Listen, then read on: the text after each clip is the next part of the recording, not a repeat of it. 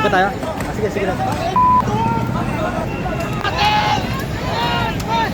Adi yung motor ko, okay lang kaya yun? Ando no? Hindi.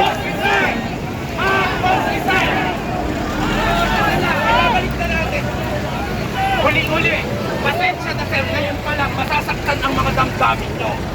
Ngayon pa lang, marami kayong maririnig na galit. Yun ang aming gagawin. Hindi namin kayo aawayin, hindi namin kayo sasaktan.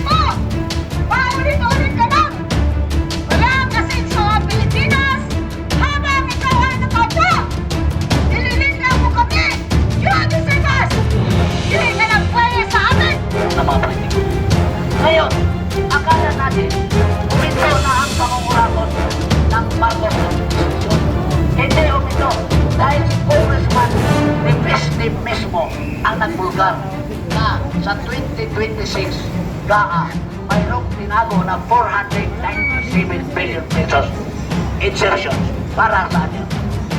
Siguro yung tinago na 497 billion ay inihanda yon kasi baka ma-effect mo isuon na naman kaya sa mga congressman para huwag niyang naisip.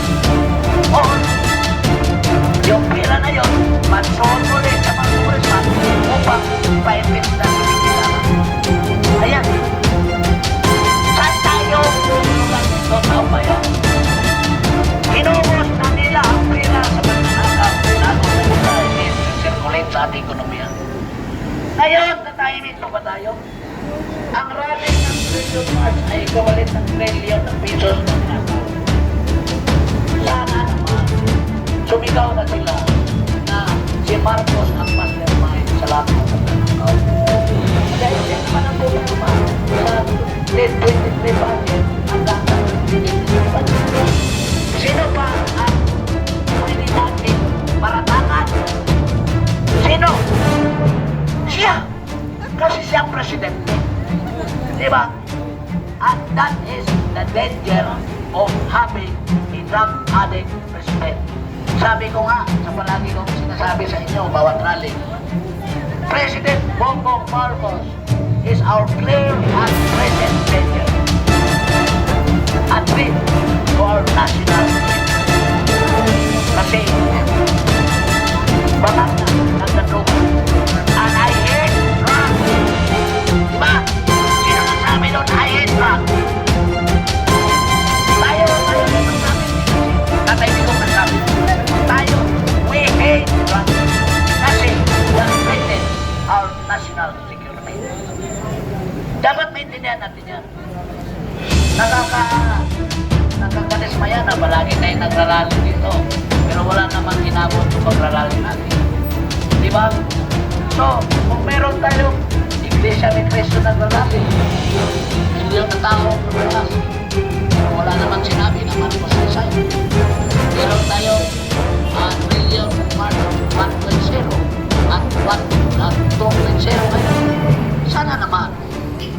Tapusin natin yan. Meron tayong konstitusyon na dapat din natin sundin.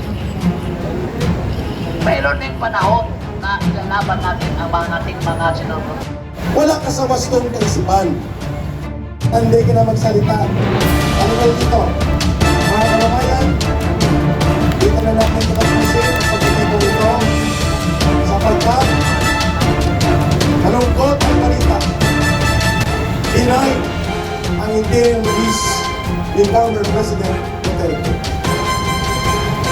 Ang ICC ay racist at ito ay influensyado ng mga komunista.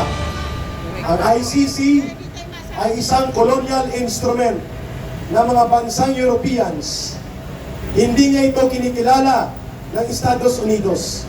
Hindi ito kinikilala ng Russia, ng China, ng Saudi Arabia, ng mga malaking bansa dito not recognize ICC sapagkat ito'y binuo para supilin, usigin ang mga mahihinang bansa kagaya sa Pilipinas. Ang nangyari po dahil pinagtaksilan ni Marcos Jr., si Pangulong Duterte, kaya ang nangyari, na-custody siya. Kung hindi siya na-custody, wala sanang problema. Kahit 100 ICC arrest order, walang epekto kung hindi po na-custody si Pangulong Duterte. Ang problema natin, na-custody siya. Kaya dapat dyan, sa Tuesday na, sa Sunday. So, tumayo po tayong lahat at manalangin tayo na magiging malakas ang kalusugan ni Tatay Digong to endure the continuing incarceration. Makukulong pa rin po siya at hindi siya makakalabas. Ang malungkot sa kanyang edad, anything can happen to Tatay Digong. So, babalik tayo sa linggo, November 30, dito pa rin po sa harap ng Robinson's Galleria.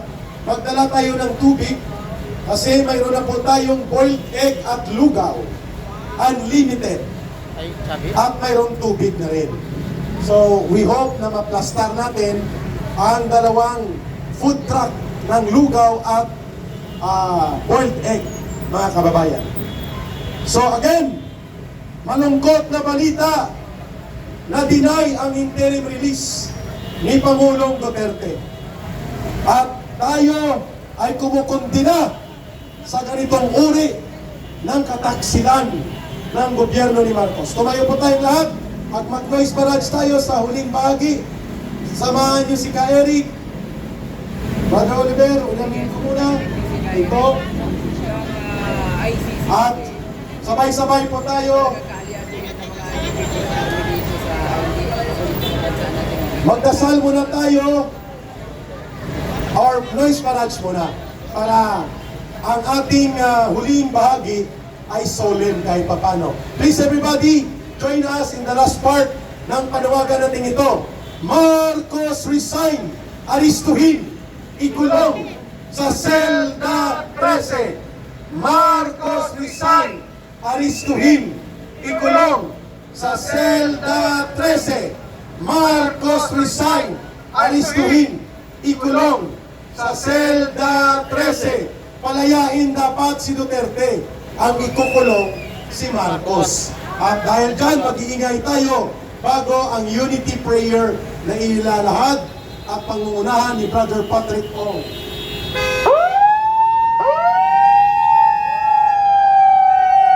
Marcos resign! Marcos resign! Join us! Pwede kayong magpusina. Pwede kayong sumabay sa panawagan. Marcos alis dyan! Marcos alis dyan! Marcos alis dyan! Marcos alis dyan! Marcos resign! Aristuhin! Ikulong sa selda 13! Marcos resign! Aristuhin! Ikulong sa selda 13! Manalangin tayo. nabigyan ng lakas ng pangangatawan, tibay ng isipan, at lakas ng loob si Tatay Digong sa patuloy na pagpapakulong sa kanya sapagkat denied ang kanyang petisyon for interim release. Ibibigay ko ang uling bahaging ito ng panalangin sa panawagang Marcos resign, layas na kay Brother Pete Patrick O. For those we encounter the crossroads of life, may hear and accept to the invitation, the table of the Lord, we pray. In the Father, the Son, and the Holy Spirit, we pray. Amen. Lord our God, we come together here as a people to share in the peace of Jesus, our Savior. Let this celebration of peaceful rally be a sign of the peace without end, which you have prepared for us. Make us rejoice with you and welcome all open arms, people everywhere in all nations, the poor and the rich, the weak and the strong. May accept the invitation, may rejoice with all. We pray for his former President Rodrigo Duterte and protect his family. We ask this to Christ our Lord. Amen.